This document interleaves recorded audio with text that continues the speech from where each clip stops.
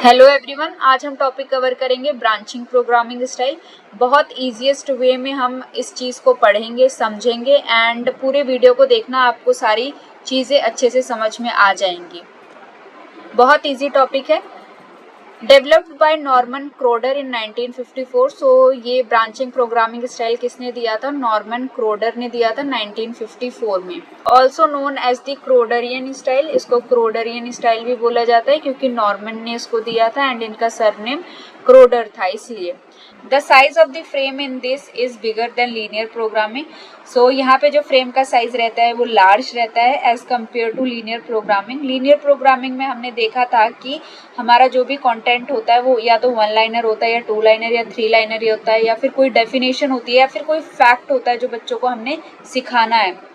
लेकिन branching programming style में जो हमारा कंटेंट का साइज होता है वो थोड़ा बड़ा होता है। एज अ पैराग्राफ के फॉर्म में टीचर उसको प्रेजेंट कर सकते हैं एंड फिर उसमें से मल्टीपल क्वेश्चंस बच्चों से पूछे जा सकते हैं एंड बच्चे उनका आंसर देंगे। And divided into individual units. So आपकी जो बड़ी फ्रेम है उसको क्या किया इन्होंने? फर्दर यूनिट्स में डिवाइड किया है, फर्दर पार्ट्स में डिवाइड किया है। जैसे मान लो फ्रेम जैसे यहाँ पे फ्रेम 1 है एंड ये फर्दर यूनिट्स में डिवाइड हो गई है। सो उस चीज को यहाँ पे एक्सप्लेन किया गया है। Called intrinsic because the learner make decision based on their understanding. इसको इंट्रिंसिक बोला जाता है क्योंकि बच्चे अपने अंडरस्टैंडिंग के हिसाब से डिसीजंस लेते हैं, चीजों का आंसर करते हैं। Involves reading material followed by multiple choice question. So जो भी आपका रीडिंग मटेरियल है या फिर जो भी कंटेंट है उसके बाद बच्चे को मल्टीपल चॉइस क्वेश्चन प्रेजेंट किए जाते हैं, बच्चे उनका आंसर देते हैं।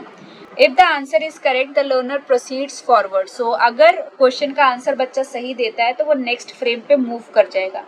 जैसे फ्रेम 1 है, फ्रेम 1 का बच्चे ने आंसर दिया ए, तो ये करेक्ट आंसर था। अब बच्चा फ्रेम 2 पे चला जाएगा, फ्रेम 2 का आंसर डी, तो बच्चा कहाँ चला जाएगा? फ्रेम 3 पे। सो ऐसे ही ये चीज चलती जाएगी।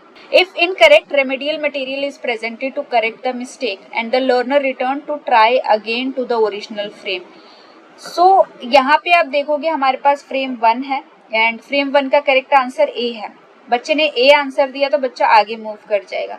लेकिन अगर बच्चे ने आंसर डी दे दिया, गलत आंसर दे दिया, आंसर क्या होना चाहिए था? ए होना चाहिए था, बच्चे ने आंसर दिया डी।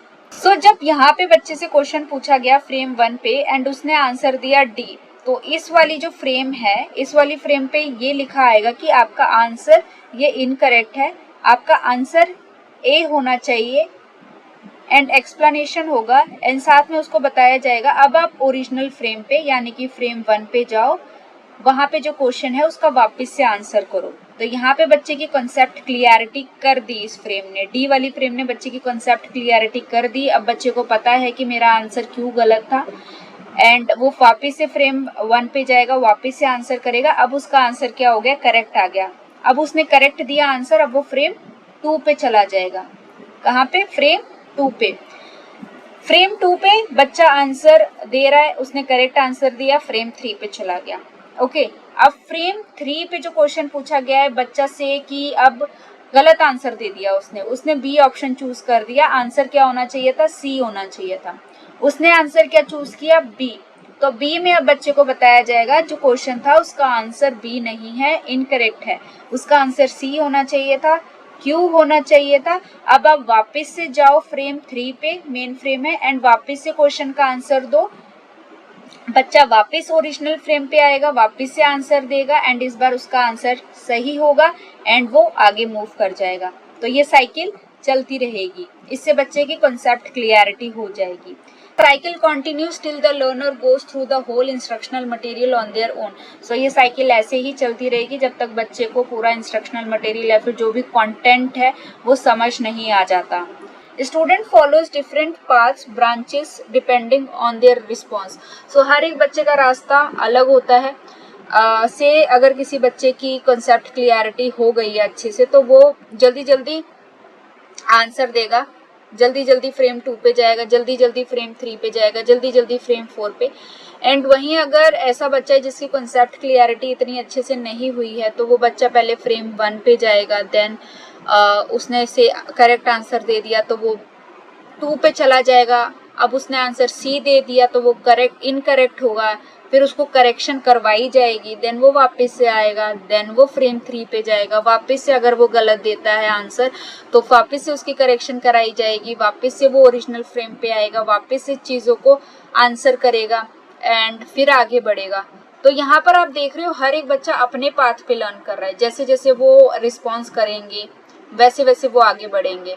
जो तो बच्चा सही रिस्पॉन्स दे रहा है वो जल्दी आगे बढ़ जाएगा, जिस बच्चे को डिफिकल्टी आ रही है वो थोड़ा लेट चीज़ों को सीखेगा। तो ऐसे हर एक बच्चे का पाथ जो है डिफरेंट है, उनके रिस्पॉन्सेस पे डिपेंड करता है वो किस रास्ते पे जा रहे हैं। सो इसको तो हमने थोड़ा बहुत समझ ही लिया था। अब हमारे पास 2 टाइप की फ्रेम होती है। एक हमारे पास होती है कंटेंट फ्रेम, जो है हमारे पास frame 1, frame 2, frame 3, frame 4, frame 5। इसके अंदर कंटेंट प्रेजेंट किया जाएगा, क्वेश्चंस पूछे जाएंगे एंड क्वेश्चंस कैसे होंगे, मल्टीपल चॉइस वाले होंगे। बच्चे को एक क्वेश्चन दिया जाएगा, 3-4 उसके आंसर होंगे, बच्चा उसमें से करेक्ट आंसर को चूज करेगा। सो सेकंड हमारे पास होती है रेमेडियल फ्रेम। जो भी येलो बॉक्स आपको दिख रहे A D C C B, ये आपकी क्या है, करेक्ट आंसर्स हैं।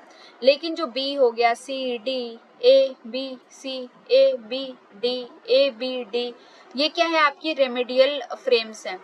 अब बच्चे ने अगर बी आंसर चूज किया तो वो तो गलत आंसर है। अब यहाँ पे बच्चे को क्या पता चल रहा है कि उसका आंसर गलत है, आंसर क्या होना चाहिए था, ए आंसर उसका होना चाहिए था। सो ये वाली जो फ्रेम है, ये वाली जो बी है, वो उसको हेल्प कर रही है उसकी मिस्टेक्स को इम्प्रूव करने के लिए, इसीलिए इनका नाम क्या है, रेमेडियल फ्रेम है। ये मेन फ्रेम है जो आपको फ्रेम 1, फ्रेम 2 ये आपकी मेन फ्रेम होगी, जिसमें आपको कंटेंट एंड क्वेश्चंस देखने को मिलेंगे। बाकी जो येलो बॉक्स को छोड़ के बाकी आपकी रेमेडियल फ्रेम्स हैं, जो कि आपको हेल्प करेंगी आपकी मिस्टेक्स को इम्प्रूव करने में।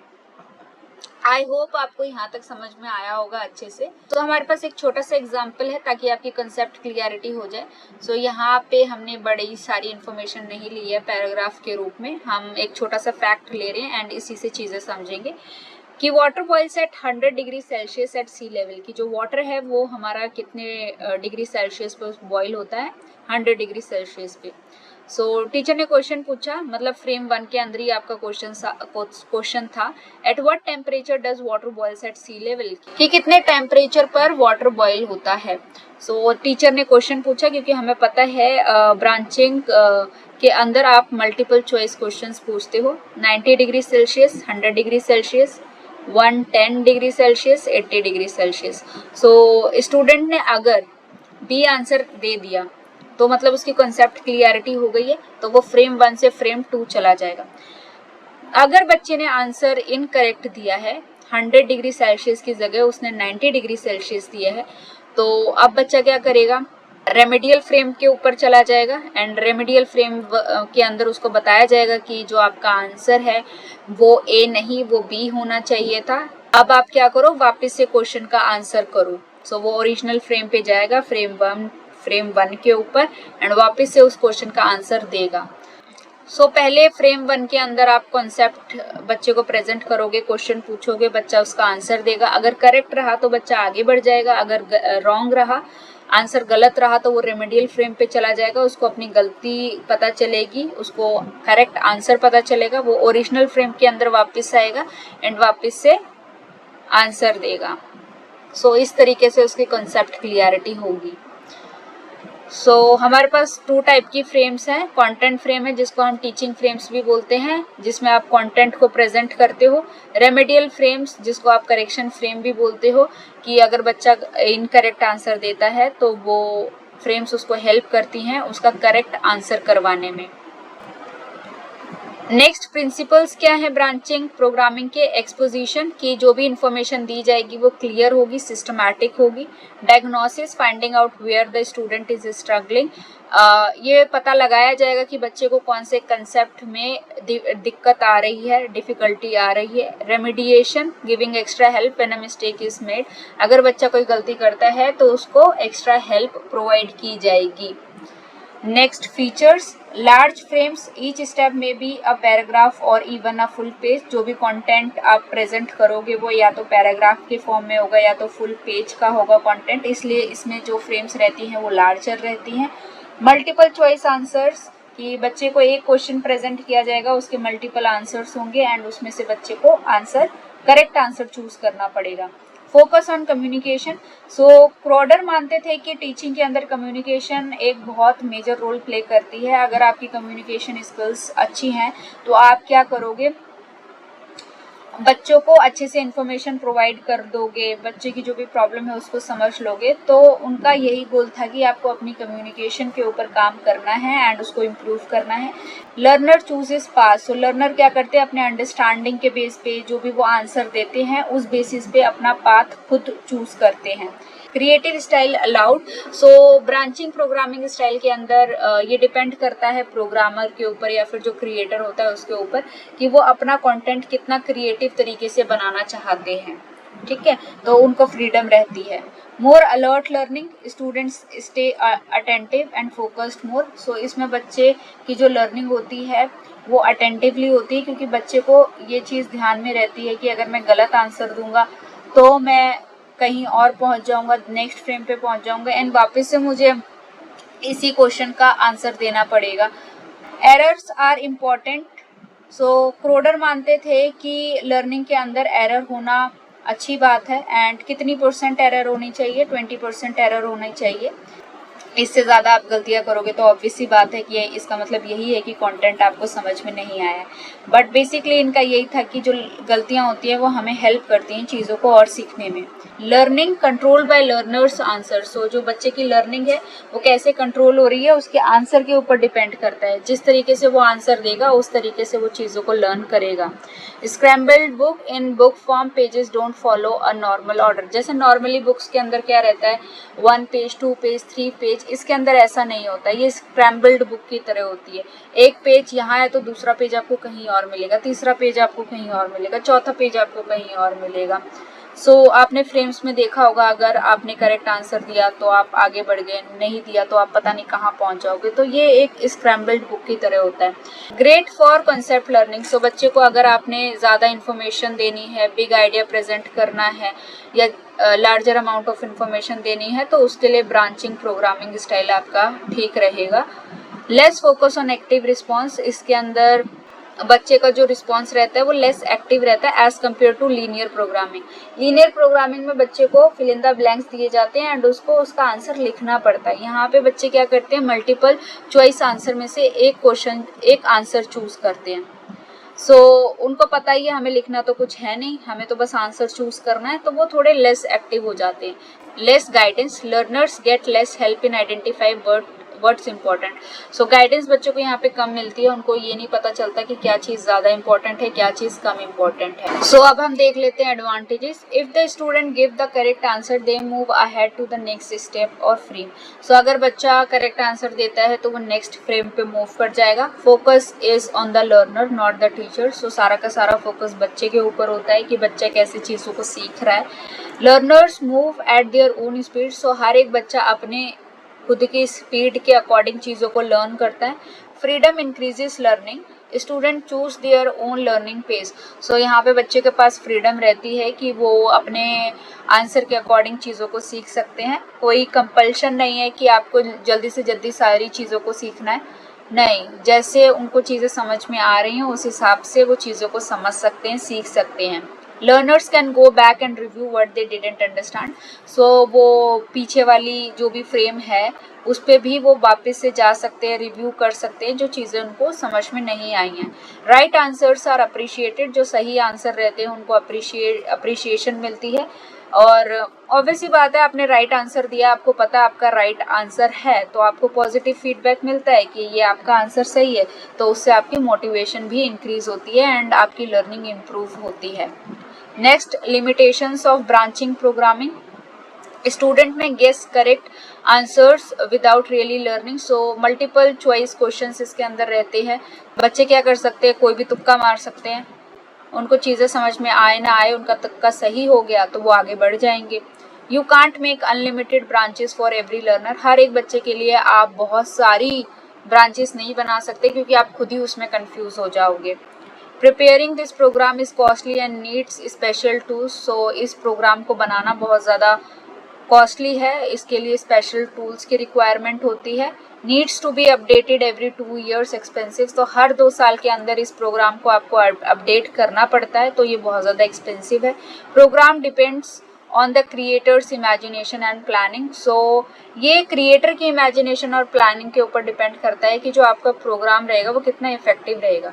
अगर क्रिएटर ने अपनी इमेजिनेशन यूज़ नहीं की, प्लानिंग यूज़ नहीं की, तो वो कोई भी गंदा सा प्रोग्राम बच्चों को प्रेजेंट कर देंगे एंड बच्चों को तो कोई चीज़ समझ में ही नहीं आएगी। सो ये इम्पॉर्टेंट है कि जो क्रिएटर हो उसकी इमेजिनेशन और उसकी प्लानिंग अच्छी रहे। Not good for young childrens, तो हमारे जो यंग चिल्ड्रंस हैं उनके लिए नहीं है, क्योंकि इसमें आप बिग आइडिया प्रेजेंट करते हो, बहुत सारा कंटेंट बच्चे को प्रेजेंट करते हैं। छोटे बच्चे इतने सारे कंटेंट को नहीं ग्रास्प कर सकते जल्दी। सो ये बड़े बच्चों के लिए ठीक है। Hard to ask questions from big frames, some important points may be miss. So अब आपकी फ्रेम्स बड़ी हैं एंड आप पैराग्राफ के फॉर्म पे या बिग आइडिया बच्चों के सामने प्रेजेंट कर रहे हो, कंटेंट आपका लार्ज है। सो ऐसा हो सकता है कि अगर आप बच्चों से क्वेश्चंस पूछो तो कुछ पॉइंट्स आप मिस कर सकते हो। ऐसा नहीं है कि जो आपने कंटेंट प्रेजेंट किया उसमें से आपने सारे के सारे क्वेश्चंस बना लिए एंड बच्चे को प्रेजेंट कर दिए एंड बच्चे को बोला आप इनको आंसर करो। कुछ ना कुछ तो फिर भी रह ही जाएगा बच्चों से पूछने के लिए। सो ये भी एक इसका डिसएडवांटेज है। Focus is on more fixing mistakes than actual teaching. So focus कहाँ रहता है कि बच्चे ने कोई गलती की तो उसकी गलतियों को ठीक करना है। एक्चुअल टीचिंग में क्या होता है, टीचर इंटरैक्ट करता है बच्चों के साथ, बच्चे सीखते हैं, टीचर बच्चों को फीडबैक प्रोवाइड करते हैं, अप्रिशिएशन देते हैं, बताते हैं कि कैसे चीज़ों को किया जाता है। यहाँ पे क्या है, बच्चे ने गलती कर दी, बच्चे को बता दिया ये इसका करेक्ट आंसर है। सो बच्चे ने वो पढ़ लिया एंड वापस से फ्रेम 1 पे गया एंड करेक्ट आंसर उसका दे दिया। सो एक्चुअल टीचिंग तो यहाँ पे हो ही नहीं रही है, बस वो अपनी मिस्टेक्स को सही करे जा रहा है। Pages are out of order can confuse learners. So अगर पेजेस आउट ऑफ ऑर्डर हैं तो वो कंफ्यूजन क्रिएट करेंगे। अब आपने जाना था दूसरी फ्रेम पे, आप पहुंच गए तीसरी फ्रेम पे, तो इससे क्या होगी, कंफ्यूजन क्रिएट हो जाएगी। Act more like a tutor than a teacher, less real instruction. So ये एक ट्यूटर की तरह काम करता है, सिर्फ आपको बताता है कि आपने ये मिस्टेक की है, इसका करेक्ट आंसर ये है। सो रियल इंस्ट्रक्शंस की कमी है इसके अंदर। जैसे क्लासरूम में होता है ना, जैसे टीचर्स इंस्ट्रक्शंस देते हैं, वैसे इसके अंदर इंस्ट्रक्शंस नहीं होते हैं। सो आई होप आपको ब्रांचिंग प्रोग्रामिंग स्टाइल समझ में आया होगा एंड आपको मेरी वीडियो यूजफुल लगी हो तो आप मेरे चैनल को लाइक शेयर एंड सब्सक्राइब कर सकते हैं। Thanks for watching.